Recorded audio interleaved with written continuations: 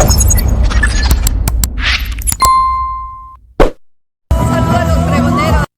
saludo para los pregoneros, con todo mi corazón.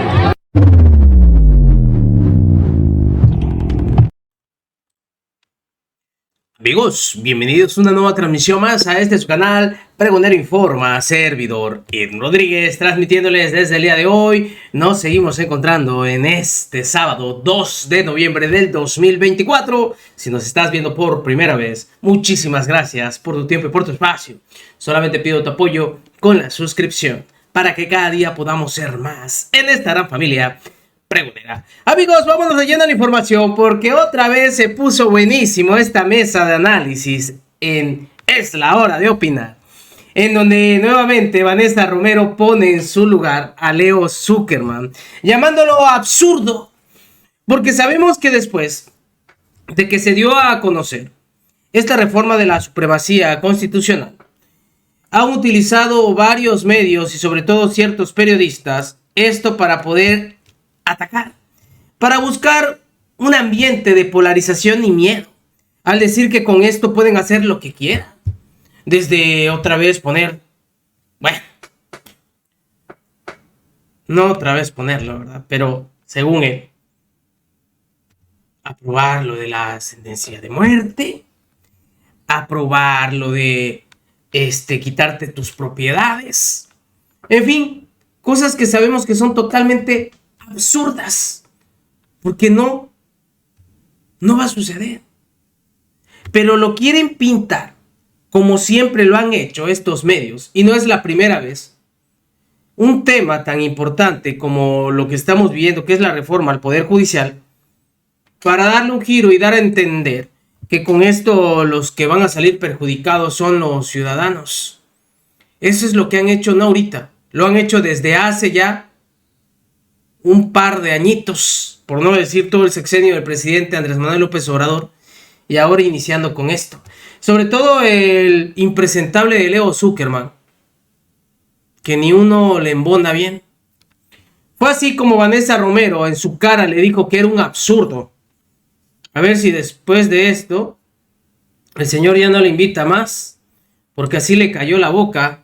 Vean la participación y la forma en cómo lo planteó Vanessa Romero, que hay que decirlo, Ella, y lo voy a decir porque ella aquí lo comenta, no estaba de acuerdo a esta reforma de la supremacía constitucional porque no le veía caso. Ella dice que todo esto ya estaba claro en la ley de amparo y no había manera de que el Poder Judicial pudiera seguir haciendo de las suyas. Por eso es que veía totalmente fuera de lugar que se promoviera esta nueva reforma. Pero pues muchos estaban de acuerdo que hay que blindar por cómo se están comportando los de la Suprema Corte de Justicia de la Nación al creer que ellos se creen la Constitución. Así fue como lo cayó Vanessa Romero al impresentable de Leo Zuckerman. Se ha dicho mucho, se han puesto ejemplos que si podría hacerse la esclavitud, legalizarse la esclavitud, si se podría establecer de nuevo la tortura, la pena capital. Son infinitos los casos hipotéticos que pueden ocurrir. Uno de ellos, que se ha hablado poco, por cierto, es ¿qué tal si las mayorías deciden ya no respetar el derecho a la propiedad? ¿No? Porque la gran mayoría de la gente no tiene propiedades. Y dicen, pues vamos a que ya no haya propiedad, vamos a redistribuir las propiedades que existen, ¿no? Si una persona tiene 5 casas, nada más tiene derecho a 1 y va a tener que deshacerse de las 4 casas. Y lo vamos a poner en la Constitución. Y de acuerdo a esto no hay límites para que esa minoría que tiene propiedades pueda defenderse. Ese tipo de argumentación se llama reducción al absurdo, en donde uno... ¿Por qué es reducción al absurdo? Porque uno lleva un argumento al absurdo para ridiculizar la posición inicial. Y lo que te digo es, esos escenarios... ¿Es posible ese escenario o no? Claro que son posibles, pero eso me parece que no sería viable que fuera implementada la Constitución, porque difícilmente recibiría el respaldo popular. Lo cierto, y por eso es No es absurda. cierto, al revés, a lo mejor mucho, o sea, Bueno, si les dice a la gente, mañana vamos a redistribuir todo y vamos a darte propiedades, etcétera, pues la en gente... ese escenario podríamos platicarlo. Lo cierto es que hoy existe una reforma que sí está ampliamente respaldada por un proyecto político que está ampliamente respaldada por un entusiasmo popular innegable. Ahora, respecto a la reforma reciente de la supremacía del poder reformador, yo no estoy de acuerdo por varias razones.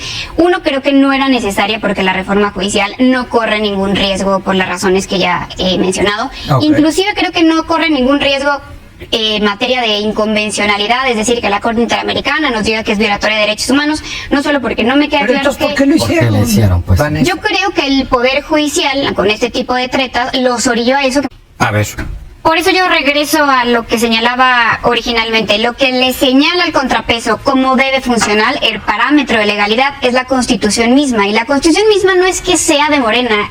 La Constitución y el proyecto político que le está transformando es de 36 millones de mexicanos. No es de Morena, sino una instrumentalización de una propuesta de campaña que fue perfectamente clara y que los jueces no dejaron que se implementara. Hay que entender el contrapeso. A ver, el Poder Judicial, los contrapesos no son la oposición, no les toca hacer la chamba del PAN, del PRI, del Movimiento Ciudadano. Esa es obligación de los partidos políticos. sí. La obligación de los contrapesos es proteger el marco legal. La función del Poder Judicial le hace jueces a Suprema Corte es proteger lo que hoy dice la Constitución. Y el origen de todo esto fue precisamente que ese Poder Judicial violó lo que dice la Constitución, violó lo que dice la Ley de Amparo.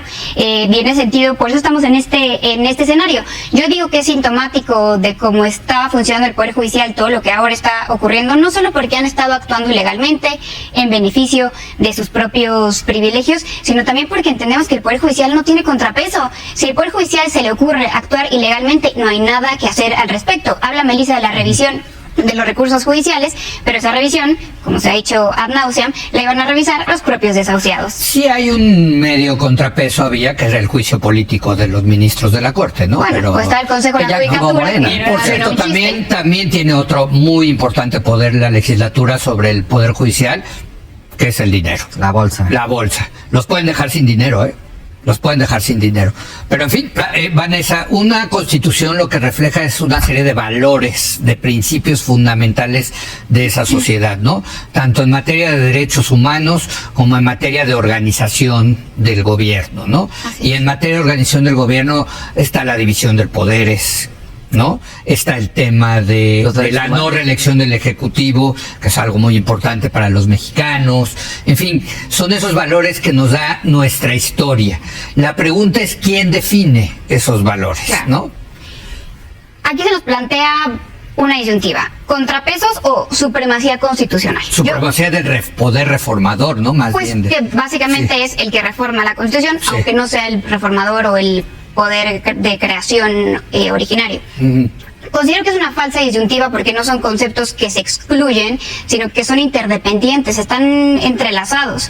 Sí. Es la Constitución precisamente la que da origen a los contrapesos, porque no solo la Constitución contiene Sí, sí. valores, contiene también la estructura orgánica del Estado. Dice quién es el Con Ejecutivo. base a valores. Claro, pero no solamente son valores, vaya, es una estructura orgánica perfectamente delimitada. ¿Quién es el Ejecutivo? ¿Quién puede serlo? ¿Cuántas Sí. personas integran el Legislativo? ¿Quién es el Poder Judicial? Sí. Eso por un lado, vaya, no hay contrapesos si no los establece la Constitución. Entonces, por eso están interconectados. Segundo, también la Constitución es la que le dice a cada uno de los contrapesos cómo es que puede ejercer su función como contrapeso. Específicamente hablando, el Poder Judicial le dice: tú tienes el amparo, tú tienes la controversia constitucional, tú tienes la acción de inconstitucionalidad, pero hoy día no le da ninguna facultad para revisar una reforma constitucional.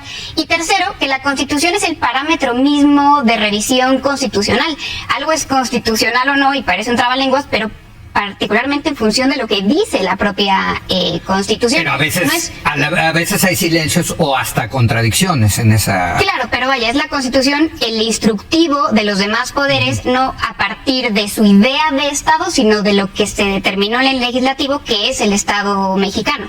La forma que tenemos para proteger la Constitución es precisamente haberlo hecho una norma rígida, es decir, se requiere un procedimiento de reforma diferente al que una ley normal. Necesitas mayoría calificada del Senado, mayoría calificada en diputados y más de la mitad de los congresos locales. Es verdad que en otros países es posible revisar que la reforma constitucional sea acorde a estos valores constitucionales. En México, particularmente hablando de la reforma judicial, no es posible por dos razones, y lo hemos hablado aquí antes. Primero, por los precedentes jurisdiccionales, que podemos hablar ahora de cómo sucedió con la prisión preventiva oficiosa, en donde la mayoría de los ministros que hoy conforman la Corte dijeron no tenemos facultades para arrancar hojas de la Constitución, y dos, y este es el argumento pues que me parece insalvable, son jueces y parte, no tenemos ni mecanismos jurisdiccionales ni personas que puedan hoy determinar si una reforma constitucional es o no legal. A mí lo que me parece muy interesante, regreso al tema, Melissa, de los valores. Es evidente que esta forma de querer causar miedo, de pretender pues generar polarización a un tema que es importante, es lo que van a seguir haciendo estos periodistas. Pero también es bueno que existan otros analistas y abogados que hablen sobre la realidad y digan las cosas como son. Esto que plantea Leo Zuckerman, la verdad, es algo absurdo. Es algo que, o sea, ni siquiera pensarlo. Pero aquí lo que se trata es generar ese miedo, esa distorsión de la información, y obviamente que la gente se le vuelque encima a Morena y aliados. Pero eso no va a suceder. Y la verdad confiamos mucho en lo que se está haciendo. Porque esta reforma, hay que decirlo, no es de ahorita, ya viene desde hace muchísimo tiempo. Pero vemos que las últimas patadas están siendo muy fuertes. Nos vemos, que sigan pasando un excelente día. Servidor Rodríguez, transmitiéndoles desde su canal. Recuerden, la información está ahí y depende de todos nosotros el pregonarla. Nos vemos en una siguiente emisión.